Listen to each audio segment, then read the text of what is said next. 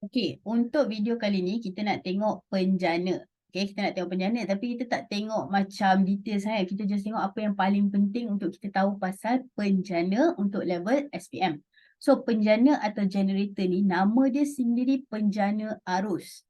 Okey, dia generate current. So, penjana arus ulang-alik, singkatan dia penjana AU lah. Penjana arus ulang-alik menjanakan arus ulang-alik. Maksudnya, disebabkan penjana ni arus ulang-alik terhasil. It can generate alternating current. Kalau penjana arus terus, dia boleh menjanakan arus terus. It can generate direct current.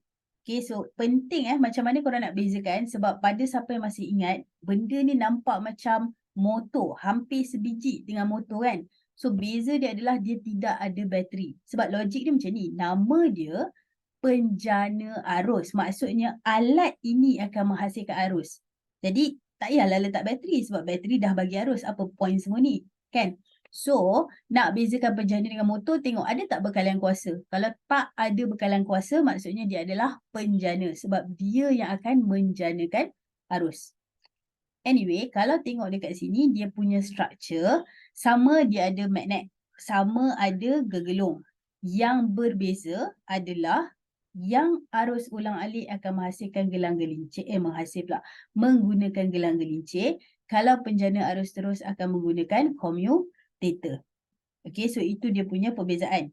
Jadi kalau korang tengok, oh benda ni ada gelang gelincir, tahu dah ini adalah penjana arus ulang-alik. Okay, when there's a slip ring inside the generator, for sure it generates alternating current.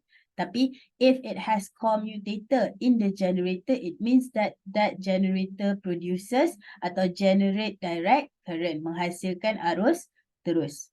Okay, jadi sekarang ni macam mana dia nak hasilkan? Okay, kalau korang masih ingat pasal pemotongan medan magnet dalam aruhan Harito. Kalau tak ingat, tengok balik sebab kalau tak, benda ni tak make sense. Okay, pemotongan medan magnet berlaku menyebabkan ada arus aruhan. Okay, so kalau kita tengok kat sini, ini adalah penjana arus ulang-alik sebab ada slip ring atau gelang gelincir kat sini. Kalau tengok kat sini, ini adalah commutator. Okay, jadi sekarang ni again, ini adalah video yang korang boleh tengok untuk tengok penuh. Okay, kat sini cikgu nak tunjuk alternating current ataupun arus ulang-alik punya penjana. Okay, pada saat ni kita tengok A, B, C, D. Tengok A, B kat atas. A, B kat atas, kat bawah ni ada C, D. Okay, ini adalah dia punya wire lah, wire pula, gegelung dia secara menegak. Okay, lepas tu kalau korang perasan dekat tengah-tengah ni ada garisan warna kuning. So garisan tu mewakili medan magnet, garisan medan magnet. Pada saat ini bacaan adalah kosong.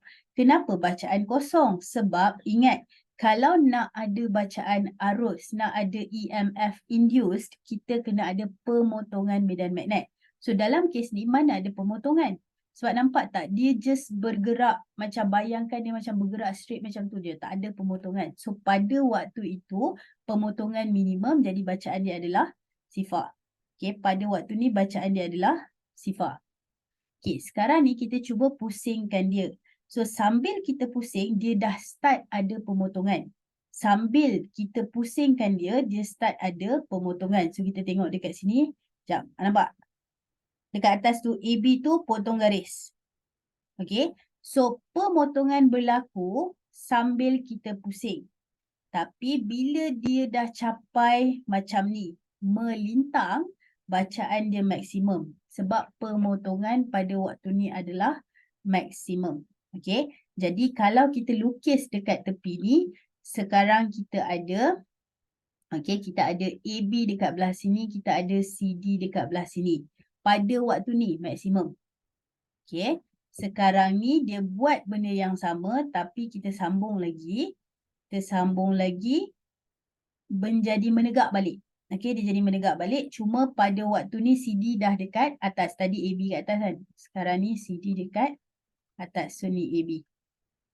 Okay, kosong balik. Kenapa? Nampak garisan lalu je. By the way, jap, just in case siapa yang tak perasan, kita yang pusingkan benda ni tau. Kita yang buat dia. Kita yang pusingkan gegelung ni supaya dia boleh hasilkan arus. Sebab tu nama dia penjana. Okay. Anyway, kalau kita tengok dia teruskan perjalanan dia dia akan menghasilkan arus balik lah, kan? Tapi cuba tengok graf. Tengok graf dia akan gerak ke bawah, nampak? Okay, dia akan bergerak ke bawah. So, maksud ke bawah ni adalah dia bukannya negatif tau. Okay, negatif tu dia nak bagi tahu arah dia berubah. Okay, dia nak bagi tahu arah dia berubah. Sebab nampak tak sekarang ni tadi CD AB pada waktu bacaan dia maksimum. Tapi sekarang ni ABCD jadi dia jadi minimum dekat sini.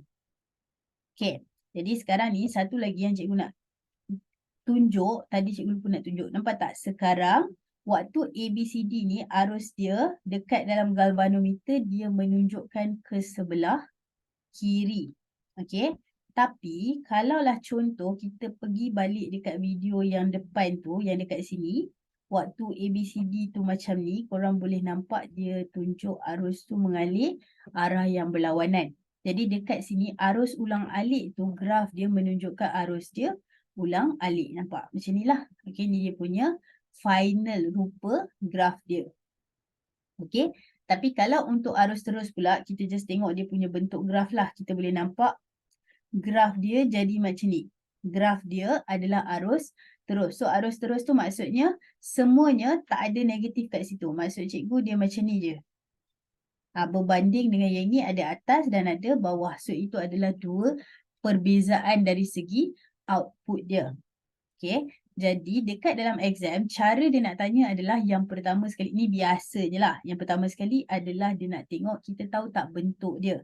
So kalau nampak je slip ring, kita tahu bentuk dia macam ni graf dia. Kalau nampak je commutator, macam ni lah biasanya. Okay, itu satu. Yang kedua dia akan tanya yang mana akan menghasilkan maksimum arus, kedudukan mana yang menghasilkan minimum. Okay, jadi kalau macam tu kita cuba tengok dia punya sinilah. Okay, kita tengok dia punya contoh graf tadi.